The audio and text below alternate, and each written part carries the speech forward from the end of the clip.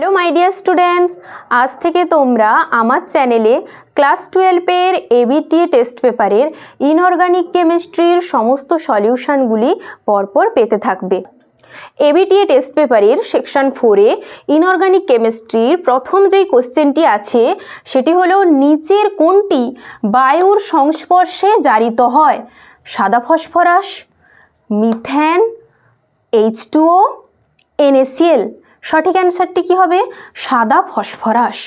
এবার তোমাদের আমি কিছু এর সঙ্গে অ্যাডিশনাল কিছু আমি তোমাদের তথ্য দিব। যেমন দেখো, সাধারণ তাপমাত্রায় বায়ুতে বা অক্সিজেনের সংস্পর্শে সাদা ফসফরাস জারিত হয়ে ফসফরাস ট্রাইঅক্সাইড বা P2O3 উৎপন্ন করে এবং এটি একটি শীতল সবুজ অনুপ্রভার সৃষ্টি করে, যাকে আমরা বলি ফসফরাসের অনুপ্রভা বা ফসফোরেসেন্স। এটি হলো তোমাদের একটা অ্যাডিশনাল তত্ত্ব। সব সময় যে এটা এমসিকিউ হিসেবে আসবে তা কিন্তু নয়, কখনো কখনো আসতে পারে ফসফরাসের অনুপ্রভা কী বা কিভাবে সাদা ফসফরাস বাতাসের উপস্থিতিতে অক্সিজেনের সংস্পর্শে জারিত হয়, এগুলো কিন্তু তোমরা ভালো করে প্র্যাকটিস করবে। নেক্সট কোশ্চেন, পরবর্তী প্রশ্নটি হলো নিম্নলিখিত কোন ধাতব মৌলের পরমাণুতে কোনো ডি ইলেকট্রন থাকে না? এবার দেখো, তোমরা চারটা অপশানের দিকে তাকাও। এখানে ধাতুগুলো কোনগুলো ধাতব মৌল? CO, Fe, Mn এবং ক্রোমিয়াম Cr। নেক্সট তোমাদের কি করতে হবে? প্রত্যেকটা ধাতব মৌলের অক্সিডেশন স্টেট, এই যৌগের মধ্যে তাদের অক্সিডেশন স্টেটগুলি নির্ণয় করতে হবে এবং তোমাদেরকে তাদের ইলেকট্রন বিন্যাস জানতে হবে। দেখতে হবে যে ডি অরবিটালে আদৌ কোনো ইলেকট্রন কার উপস্থিত নেই। তাহলে দেখো, প্রথম আসছি CO NH3 3+, যার আমরা অক্সিডেশন স্টেট বের করব তাকে আমরা ধরে নিব X প্লাস। NH3 নিউট্রাল, কোনো চার্জ দেয় না, তাহলে এর হয়ে যাবে ওভারঅল 0, ইকুয়াল টু মাথার উপর কোন চার্জটা আছে? 3+, তাহলে এখানে লিখব 3। অর্থাৎ এখানে কোবাল্টের চার্জ হলো কত? কোবাল্ট +3 বা 3+। এবার দেখো, FeCN6 3-, আবার সিমিলারলি Fe-কে ধরে নিব X, Cn চার্জ দেয় -1, তাহলে এখানে কি করব? প্লাস -1 ইন্টু কটা আছে? 6 equal to -3, X -6 equal to -3, তাহলে X ইকুয়াল টু হবে +3। তাহলে এখানেও Feর চার্জ কত? Fe 3+। নেক্সট আমরা আসছি MnO4-, আবার সেই ম্যাঙ্গানিজকে ধরে নিব আমরা X, এটা 1 নম্বর 2 নম্বর 3 নম্বর, ম্যাঙ্গানিজকে ধরে নিব X, X প্লাস অক্সিজেনের আমরা জানি -2 ইন্টু কটা আছে? 4 ইকুয়াল টু উপরে চার্জ কত আছে? -1, X -8 equal to -1, X equal to +7, তাহলে ম্যাঙ্গানিজ Mn7+। নেক্সট আমরা আসছি ক্রোমিয়ামে, ক্রোমিয়াম X প্লাস জল ও নিউট্রাল, তাহলে এখানে কত ধরবো? 0 equal to 3, X equal to +3, তাহলে ক্রোমিয়াম 3+। এবার আমরা অক্সিডেশন স্টেট বের করে ফেলেছি, তারপর আমাদের জানতে হবে ইলেকট্রন বিন্যাস। দেখো, কোবাল্ট 3+, কোবাল্ট 3+-এ কোবাল্ট কি সিস্টেম? কোবাল্টটা কত ডি ইলেকট্রনিক সিস্টেম? কোবাল্টটা হলো D7 সিস্টেম। D7 সিস্টেম মানে তার ইলেকট্রন বিন্যাসটা কেমন হবে? 3d7 4s2, 3d7 4s2। এবার এখান থেকে যদি 3টা ইলেকট্রন বেরিয়ে যায় তাহলে ওটা কেমন হবে? 3d6 system. 3d6 সিস্টেমের ক্ষেত্রে দেখো, কোবাল্টে কিন্তু ডি ইলেকট্রন আছে, ডি অরবিটালে তার 6টা ইলেকট্রন বর্তমান। নেক্সট Fe3+, এফির ইলেকট্রন বিন্যাস কি 3d6 4s2। আচ্ছা, তাহলে দেখো এখান থেকে যদি 3টা ইলেকট্রন চলে যায় তাহলে এটা কি হবে 3d5 সিস্টেম। তাহলে এক্ষেত্রেও আমরা দেখতে পাচ্ছি ডি অরবিটালে ইলেকট্রন রয়েছে। এবার আসছে ম্যাঙ্গানিজ। ম্যাঙ্গানিজটা কি, ম্যাঙ্গানিজ হলো ওটা d5 সিস্টেম। তাহলে কি হবে 3d5 4s2। 3d5 4s2 তার বাইরের কক্ষপথ থেকে যদি 7টা ইলেকট্রন বেরিয়ে চলে যায় এবং ক্যাটায়নে পরিণত হয়, তখন ওখানে দেখো ডি থেকেও সমস্ত ইলেকট্রন বেরিয়ে চলে যাবে, এস অরবিটাল থেকে তো বেরোবেই। তাহলে এখানে কি কোনো ডি অরবিটালে ইলেকট্রন দেখতে পেলে?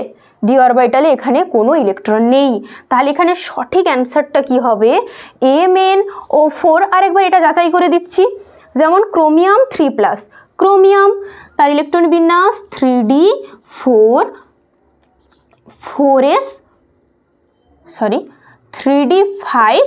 4s1। এটা ব্যতিক্রম, তোমরা পড়েছো ক্রোমিয়াম এবং কপার দুটো হলো ব্যতিক্রমী।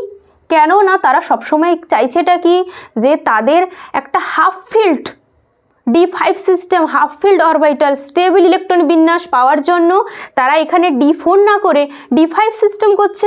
এবার লক্ষ্য করো, যদি এখান থেকে ক্রোমিয়াম 3টা ইলেকট্রন ত্যাগ করে তাহলে এটা কি হবে, এখান থেকে একটা চলে গেল, এখান থেকে দুটো, 3d3 সিস্টেম। তাহলে ক্রোমিয়ামেও কিন্তু ডি অরবিটালে ইলেকট্রন আছে, তাহলে নেই কোথায় MnO4। এবার আসছি নেক্সট কোয়েশ্চেন, ল্যান্থানাইট সংকোচনের জন্য প্রদত্ত কোন পরমাণু দুটির আকার সমান হয়? এটার অ্যান্সার কি হবে জার্কোনিয়াম আর হাফেনিয়াম। দুয়ের দাগে যে কোয়েশ্চেনটি আছে দেখো, NiCO4 জটিল যৌগে নিকেলের স্পিন অনলি চৌম্বক ভ্রামকের মান কত? স্পিন অনলি চৌম্বক ভ্রামক বের করতে গেলে যে সূত্রটি জানতে হয় সেটা কি না μSO √n × n+2। n এখানে কি না, n হলো এখানে আনপেয়ার্ড ইলেকট্রন অর্থাৎ অযুগ্ম ইলেকট্রন। এবার একটা জিনিস তোমাদের বুঝতে হবে যে জটিল যৌগে CO তার তাৎপর্যটা কি, এই লিগ্যান্ডগুলির তাৎপর্য কি। নিকেল হলো এখানে কেন্দ্রীয় পরমাণু, সিও হলো এখানে লিগ্যান্ড দুই প্রকার, স্ট্রং ফিল্ড লিগ্যান্ড এবং উইক ফিল্ড লিগ্যান্ড। যেগুলি স্ট্রং ফিল্ড লিগ্যান্ড তারা কি করে, ইলেকট্রনগুলিকে পেয়ার আপ করে দেয়, মানে ইলেকট্রনগুলিকে যুগ্মভাবে রাখতে সাহায্য করে। যারা উইক ফিল্ড লিগ্যান্ড তারা কি করে, ইলেকট্রনগুলিকে আর পেয়ার আপ করতে পারে না। তোমাদের সুবিধার জন্য আমি এখানে দেখো কয়েকটি স্ট্রং ফিল্ড লিগ্যান্ড এবং কয়েকটি উইক ফিল্ড লিগ্যান্ডের উদাহরণ দিয়েছি। স্ট্রং ফিল্ড লিগ্যান্ডগুলো কি CN-, CO, NO2-, NH3, EDTA। Week field ligand H2O, Cl-, F-, I-, OH-। এগুলি তোমরা কিন্তু তোমাদের রেফারেন্সের জন্য আমি তোমাদের বলে দিলাম। এবার ফিরে আসছি মেন কোশ্চেনে। নিকেলটা কি সিস্টেম? নিকেলটা হলো 3d8 সিস্টেম, তার ইলেকট্রন বিন্যাস 3d8 4s2। এবার আমি দেখো ইলেকট্রন বিন্যাসটা করছি। D orbital 1 2 3 4 5 4s 3d। এবার আমরা ইলেকট্রনগুলি কীভাবে পূরণ করব?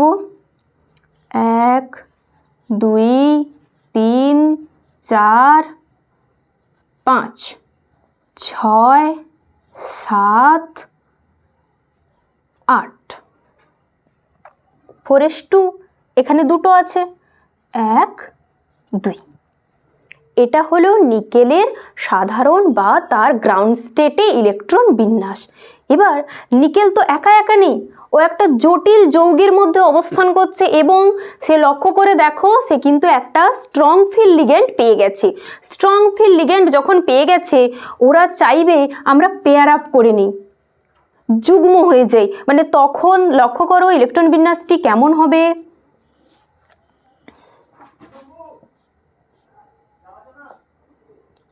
এক, দুই, তিন, চার, পাঁচ, এর দুটো ইলেকট্রন এখানে আর এখানে চলে আসবে।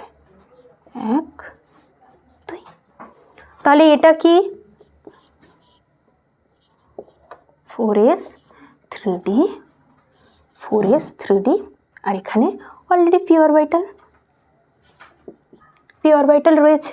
তাহলে এবার লক্ষ্য করো এরকম ইলেকট্রন বিন্যাসে আমরা কি কোনো আনপেয়ার্ড ইলেকট্রন পেয়েছি? সবকটি যুগ্ম। তাহলে এখানে n ইকুয়াল টু কত?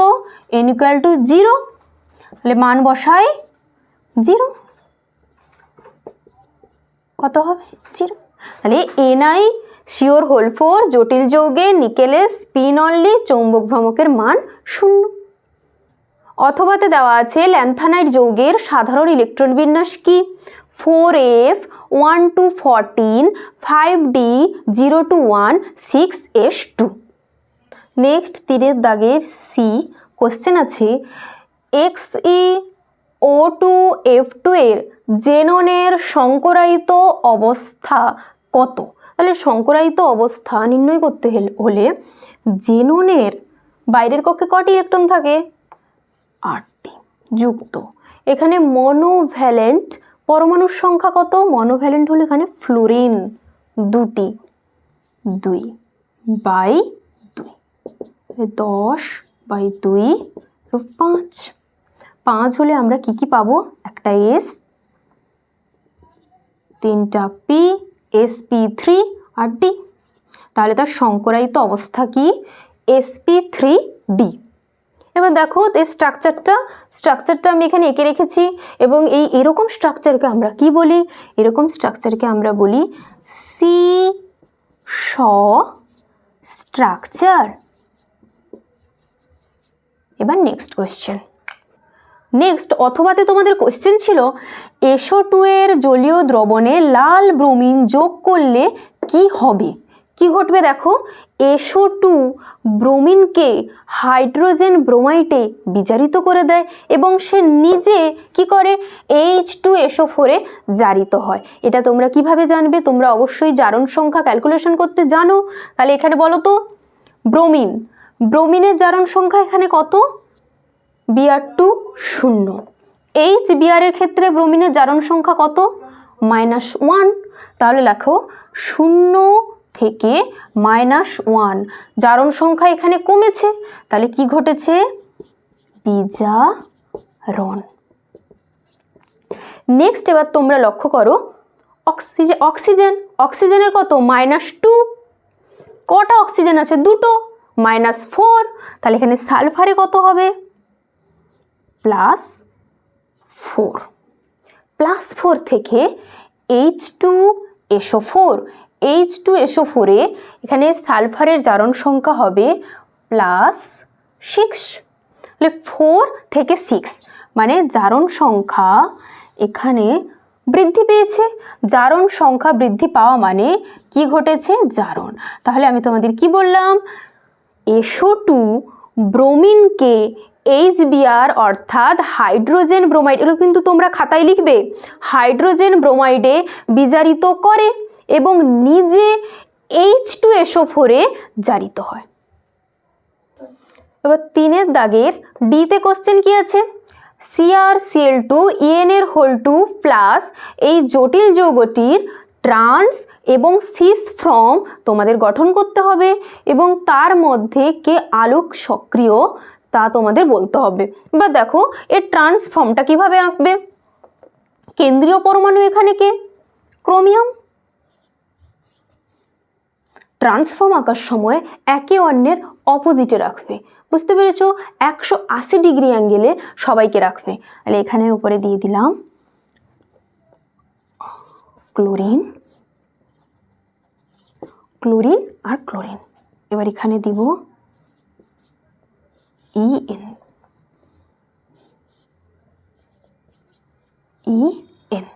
এটা হলো ট্রান্সফর্ম। এবার দেখো সিস সিসটা কেমন গঠন করব দেখো। সিসটা করার সময় কি হবে, দুটো একই টাইপের লিগ্যান্ড তারা পরস্পর পাশাপাশি থাকবে।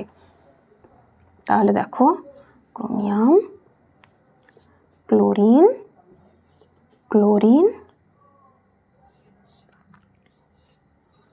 ইএন, ইএন, ও আচ্ছা ব্র্যাকেটের পর একটা প্লাস দিয়ে দিবে, হয়েছে। তাহলে এটা সবাই তোমরা লিখে নাও, এটা ট্রান্সফর্ম আর এটা সিস ফর্ম। এবার বলছে এদের মধ্যে কে আলোকীয় সমবায়বতা দেখাবে।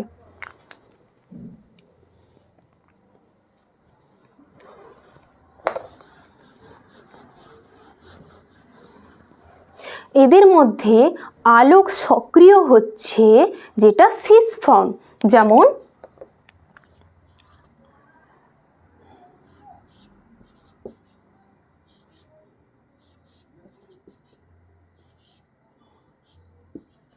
Chlorine, chlorine. দেখো এর মিরর ইমেজ আছে নাকি, তুমি এখানে একটা আয়না ধরে দাও, আয়না ধরার পর তুমি লক্ষ্য করো এটাকে নিয়ে আয়না ধরলে কি হয়, তার ঠিক উল্টোটা দেখায়। এখানে নিয়ে তাকে এইভাবে উল্টে দাও, তাহলে দেখো কেমন দেখতে হচ্ছে। ক্রোমিয়াম, এ তার মুখ কোথায় দেখবে, সামনের দিকে, তাহলে এরা তখন কোথায় চলে যাবে, এই সাইডে পেছনের দিকে। এখানে হবে ক্লোরিন, ক্লোরিন, তাহলে এখানে আমরা দিব sorry N, N, N, N. তাহলে এর মিরর ইমেজ বর্তমান, এটি একটি আলোক সক্রিয় গঠন। এর তোমরা যদি আইইউপিএসসি নামকরণ জটিল যৌগের না বুঝতে পারো আমাকে কিন্তু অবশ্যই কমেন্ট করে জানিও। এটা তোমাদের নেক্সট এইচএস পরীক্ষার জন্য খুবই ইম্পর্ট্যান্ট। আমি তোমাদের জন্য একটি এই টপিকের উপর ভিডিও বানিয়ে দিব। এবার দেখো কি এসছে, PTCl, NH2Me, NH3 Cl, diammine, chlorido, methanamine, platinum 2, প্ল্যাটিনামের এখানে অক্সিডেশন স্টেটটা তোমাকে বসাতে হবে, প্ল্যাটিনাম 2 ক্লোরাইড। নেক্সট কোশ্চেন, সংকেত গঠন করতে হবে জটিল যৌগের, টেট্রাঅ্যামিন ডাইঅ্যাকোয়া কপার 2 সালফেট। আবারও বলছি তোমাদের যদি জটিল যৌগ অসুবিধা হয় অবশ্যই কিন্তু আমাকে তোমরা জানিও। এরপর কি করব, কেন্দ্রীয় পরমাণু কপার, H2O2 ডাইঅ্যাকোয়া, টেট্রাঅ্যামিন, NH3 এবং সালফেট ব্র্যাকেটের বাইরে SO4। তাহলে আজ তোমাদের এতটুকু অবধি আমি ইনঅর্গানিকের সলিউশনগুলি দিলাম। নেক্সট ভিডিওতে তোমরা আরও বেশি বেশি করে ইনঅর্গানিক সলিউশন পেতে থাকবে।